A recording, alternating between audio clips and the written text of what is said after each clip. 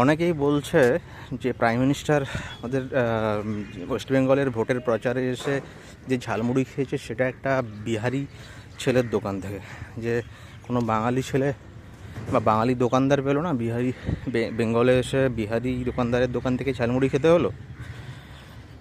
দেখো, এই টপিকটা তুলছে একটা অন্য কারণ আছে, কেননা ভিডিওটা লাস্ট অবধি দেখো, তাহলে বুঝতে পারবে।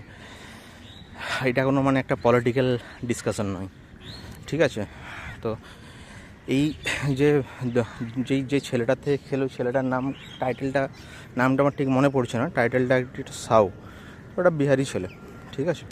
তো এবার আমি ওইসবের মধ্যে যাচ্ছি না যে মানে মানে ওটা দোকানদারটা কী হিসাবে ঠিক করা হয়েছিল বা ওটা কোনো কাকতালীয় ব্যাপার সেটা আমি জানিও না, এবং এর ভেতরে কি স্ট্র্যাটেজি বা কী অ্যাকচুয়াল কী ব্যাপার সেটা আমার পক্ষে জানাও সম্ভব নয়, ঠিক আছে? বা পুরোটাই কাকতালীয় কিনা। কিন্তু অনেকে এখন আছে এ পক্ষ বিপক্ষ, পশ্চিমবঙ্গে যারা এইসব বাঙালি বিহারি মারোয়ারি এইসব করতে থাকে, ঠিক আছে? কেননা আমরা আমাদের দেশে প্রত্যেকেই বিভিন্ন স্টেটে গিয়ে আমাদের কাজ করতে হয়। আমাদের পশ্চিমবঙ্গেও যেমন অন্য স্টেট থেকে অনেকেই এসে কাজ করে, এবং আমাদের বাঙালিদের তো বিশেষ করেই অন্যান্য স্টেটে গিয়ে বেশি কাজ করতে হয়, যেহেতু আমাদের পশ্চিমবঙ্গে কর্মসংস্থানটা অনেকটাই কম, ঠিক আছে? তো এইসব এ পক্ষ বিপক্ষ মানে এদের যেসব কথাবার্তা, এগুলোকে আমি ফালতু মনে করি, ঠিক আছে? কেননা এটা করা মানে আমাদের বাঙালিদের নিজের পায়ে নিজেই কুড়োল মারা। কারণ আমাদের যারা বিভিন্ন স্টেটে ঘুরেছে করেছে তারা বুঝতে পারবে যে আমাদের বাঙালিরা কত জায়গায় কত রকমভাবে ছড়িয়ে আছে, কত রকম বিভিন্ন স্টেটে গিয়ে কাজ করছে। তো একজন বিহারি বা মারোয়ারি এসে এখানে কাজ করছে, সেটাকে নিয়ে মানে বলা যে হ্যাঁ তাদেরকে সুযোগ করে দেওয়া হচ্ছে, আমাদের বাঙালিদের ছেলেরা সুযোগ পাচ্ছে না, ঠিক আছে? মেবি এক দুটো ক্ষেত্রে কিছু কিছু ব্যাপারে হয়তো ঠিক আছে একমত, কিন্তু ম্যাক্সিমামটাই মানে এটা একটা ভণ্ডামি ছাড়া আর কিছুই নয়, মানুষকে বিপথে চালানো ছাড়া আর কিছুই নয়, ঠিক আছে? এবার মেন পয়েন্টে আসা যাক। দেখো, এই যে প্রাইম মিনিস্টার যেটা যে ঝালমুড়িটা খেলেন বিহারি যেই দোকানদারের কাছে, এই টপিকটা অনেকেই বলছে। দেখুন, আমি সেটা বাদ দিচ্ছি, কিন্তু আজকে আপনি সত্যি কথা বলুন তো, আমাদের এই যে কচুরি, মানে যেটা কচুরিটা অ্যাকচুয়ালি বলবো না, আমি লুচি আলুর দম, যেটা লুচি আলুর তরকারি, ঠিক আছে? বা ডালপুরি আমরা যেটা অনেকে বলি বাঙালিরা, ঠিক আছে? এই খাবারটা বা মশলা মুড়ি হোক, ঝালমুড়ি, এগুলো তো আমাদের একটা বাঙালিদের স্ন্যাক্স। আমরা একটু বাইরে বেরোলেই, বাড়িতেও বানিয়ে খাই বা বাইরে বেরোলাম বিকেলের দিকে বা সকালে, একটু বিকেলে ঝালমুড়ি চা খেয়ে নিলাম, পেট ভরিয়ে নিলাম, বা কচুরি খেয়ে নিলাম, ঠিক আছে? এটা একটা স্ন্যাক্স আমাদের বাঙালিদের। কিন্তু তোমরা যদি খেয়াল করো, লাস্ট কয়েক বছরে আমি এটা বিশেষ করে দেখছি, মানে কলকাতা শহরে তো অবশ্যই, প্লাস বাইরের যে মফস্বল টাউনগুলো আছে, ডিস্ট্রিক্ট টাউনগুলো ধরো বা ছোটো ছোটো টাউনও, আস্তে আস্তে কিন্তু ঝালমুড়ির বা মশলা মুড়ির দোকান কিন্তু বাঙালিরা আর করছে না। বাঙালি ছেলে যারা বয়স্ক যারা করতেন, কিন্তু তাদের পরের জেনারেশন কিন্তু করছে না, ঠিক আছে? কিন্তু তো যদি কেউ না করে, আমি কলকাতাতে, আমি যেখানে থাকি, আমি আমার পাড়াতে প্রায় 500 মিটারের মধ্যে 2-3টে ঝালমুড়ির দোকান আছে, 2-3টেই বিহারিদের, ঠিক আছে? কচুরির দোকান আছে, কচুরির দোকানের প্রায় 60% বিহারিদের, ঠিক আছে? হ্যাঁ, যেসব মিষ্টির দোকানে কচুরি পাওয়া যায়, মিষ্টির দোকানগুলো বাঙালিদের। তো তাহলে এইটাও তো এগুলো একটা তো ছোটো বিজনেস, যেখানে কেউ ঝালমুড়ির দোকান একা করে, বা অনেকে হয়তো একজন হেল্পিং হ্যান্ড রেখে করে। কচুরির দোকানে অনেকেই মিষ্টির দোকানের সাথে, বা অনেকেই শুধু কচুরির দোকান 2-3 জন স্টাফ নিয়ে করে। তো এগুলোও তো ছোটো ছোটো বিজনেস, এবং এটা থেকে ভালো ইনকাম আছে। ঝালমুড়ির দোকানে শুধু তো আর ঝালমুড়ি নয়, তার সাথে আরও বিভিন্ন জিনিস, ঠিক আছে? সে বাদাম মাখা হোক, ছোলা মাখা হোক, ঠিক আছে? আদার্স প্যাকেট করে বিভিন্ন রকমের স্ন্যাক্স বিক্রি করে। তো সকাল 10টা থেকে দোকানগুলো দেখি ওপেন হয়, রাত একদম 10টা অবধি খোলা থাকে।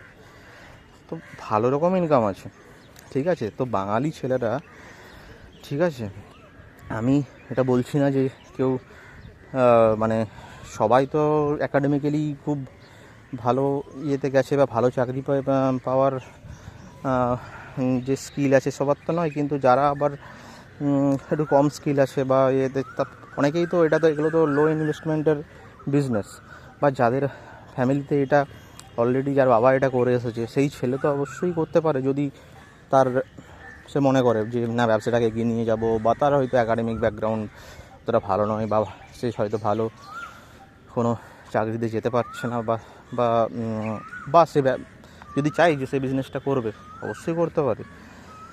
কিন্তু আজকে কেন এই দোকানগুলো ম্যাক্সিমাম বিহারি ছেলেদের হাতে বা চলে যাচ্ছে? নিশ্চয়ই একটা কোথাও শূন্যতা তৈরি হচ্ছে, ঠিক আছে? মার্কেটে একটা শূন্যতা তৈরি হলে সবেই তো সেটা শূন্যভাবে পড়ে থাকবে না, সেটা ঠিক কেউ না কেউ এসে সেই শূন্যস্থানটা ফিল আপ করবে। এটা তো এমন নয় যে যে এলাকাতে বাঙালি লোকেদের ওই ঝালমুড়ির দোকানগুলোকেও করতে বাধা দিচ্ছে যে না এগুলো বিহারিদেরকেই করতে হবে, এমন তো নয়, ঠিক আছে? এবং যারা বিহারিরা ফ্যামিলিরা এসে করছে তারাও কিন্তু অনেক জেনারেশন ধরেই এখানে এসে আছে, ঠিক আছে?